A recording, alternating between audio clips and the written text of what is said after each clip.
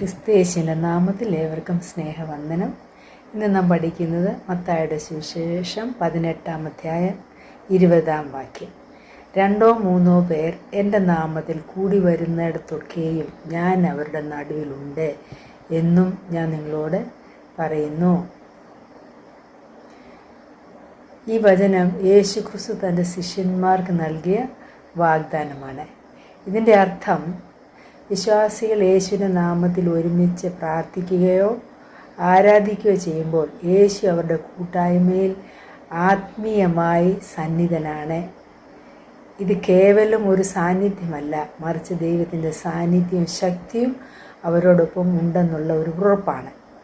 ഈ വചനം വിശ്വാസികൾക്ക് ഐക്യത്തിൻ്റെയും കൂട്ടായ്മയുടെയും പ്രാധാന്യം ഓർമ്മിപ്പിക്കുന്നു.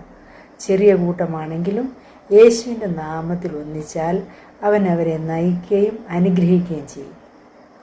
ദൈവം എല്ലാവരും ധാരാളമായി അനുഗ്രഹിക്കട്ടെ. Thank you so much guys. Have A nice day. Thank you.